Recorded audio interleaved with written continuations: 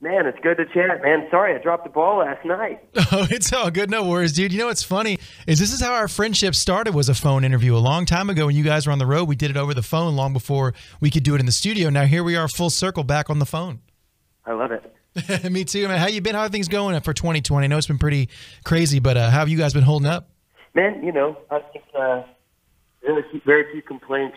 We've got it better than a lot of folks do. But yeah, just been trying to make music as much as possible. Yeah, dude. Absolutely. And you guys are putting on some great stuff. I know the record comes out on Friday. Obviously, I've been playing some of the singles up here, and it's amazing stuff. But I wanted to ask you before we get into that, the very, very sad passing a few days ago of Eddie Van Halen. And you were the first person I thought of because I know you like a lot of those bands from that era. And you obviously, Eddie Van Halen, influence on you at all? Was he one of your influences growing up? Yeah, absolutely. The first guitar I ever got when I was a kid was like a children's version of the Frankenstein Strat. Oh, no way. That's awesome. And to be honest with you, I didn't know who Eddie Van Halen was at the time. I just thought like, oh, this is a cool guitar. But like the first time I ever heard that first Van Halen record, that guitar became my prized possession. Yeah. You know what I mean? Absolutely. And but yeah, it's just it's just a tragic loss for rock and roll. But I just keep thinking like I feel very lucky that we were able to be alive at the same time as Eddie Van Halen. Dude, it's like something that we'll tell kids one day when we're old. Like, when those records came out. Yeah. And the odds of being born at the same time, you're right. It is kind of a miracle that it happened at all. That's amazing. That's a good way to look at it. Yeah.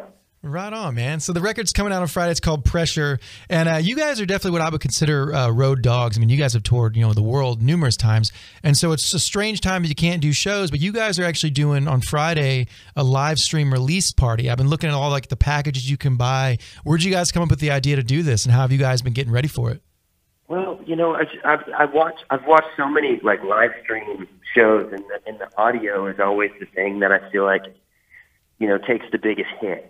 Absolutely. And so we were doing research to figure out the company that would prioritize the audio. And since we haven't done any full band show this year, like this is our very first one. That's crazy. We just wanted to make sure we were going to come out with a bang. So we made sure the audio and the video looked great, and we found this service called Single Music that basically they set up a chat where we can hang out with the fans in a chat. Like I'll get you a VIP ticket or whatever, so you can get on and chat with people too. But it'd be it's awesome. a thing where you can create more of a community out of the show rather than just like people are watching you play and it doesn't sound good and it doesn't look good. Yeah. But I think it's going to be a pretty cool event, and we're doing a European showing, and then we're doing the U.S. showing as well. That's awesome. I love that. And I think what a time that we can actually bring, like, imagine if like this kind of stuff had happened in the 90s or even like, I don't know, 10 years ago, it wouldn't be as easy to do stuff like this. So the fact that we can live stream shows and stuff to kind of keep fans engaged is pretty amazing, Yeah, totally, man. It's definitely a new way of going about it, We originally we were going to do a free show, and then we were kind of looking at it. It's strange because you basically have to create your own venue to do things like this, unless you want to rent out a venue. But we found a location that we thought would be pretty cool, and we rented lights, and we brought out all the gear. We had the guy that comes out and does front of house for us on the road a lot come and record the audio and mix it. So it just it turned out really, really cool. Yeah. That's awesome. I love that, man. And the record sounded amazing when I've heard of it, man. Pressure sounds like really good. And would you guys have any thoughts about, like, a lot of bands I've talked to that are releasing records, some of them are kind of like on the side of, I'm going to release it. Some bands are bummed because they can't go out and tour. Did you guys think about holding it back for a while, or was this, you guys just kind of stayed on course? No, well, the thing is, we weren't planning on making a record. This record was our response to touring getting canceled. Okay. Yeah, so the record started, like, I wrote that song Crazy Days. I know you guys have played that a couple times. Oh, yeah. I wrote that at the start of lockdown, and then it was like, I just posted a YouTube video of it, not even thinking about it, just kind of sharing music, because it's the only way that we can really stay engaged with our audience.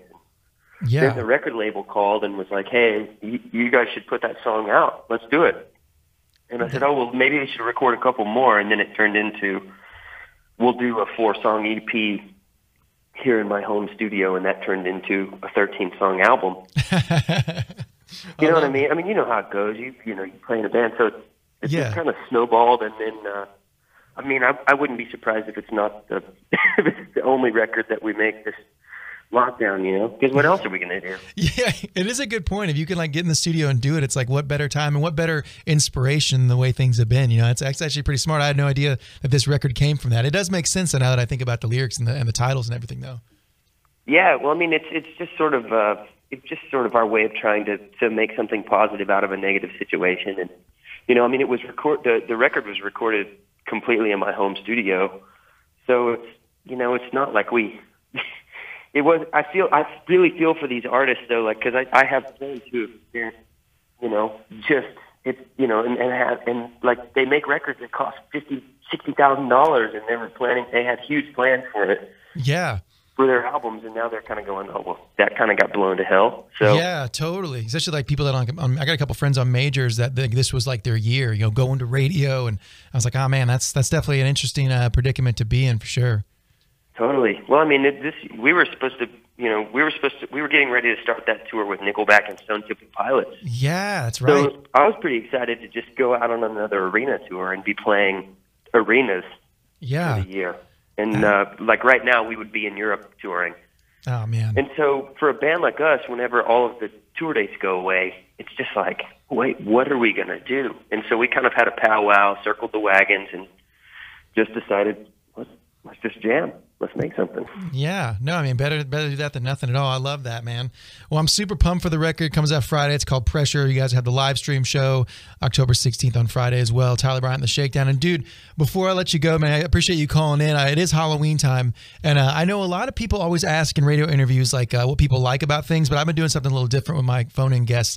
I just want to ask you, what is something about Halloween that everyone seems to dig that you don't really like? I'll give you an example. I feel like everyone loves the song Thriller by Michael Jackson, but I just really don't dig it. Maybe I've heard it too much, but what is something that you really don't dig about Halloween that everyone else seems to love? I hate candy corn.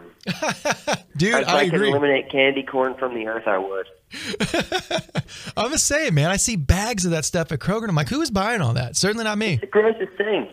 It really is, man. It really is. Just plastic is all it is. That's funny. Well, at least I know you also are not buying it. I love that. Yeah, absolutely.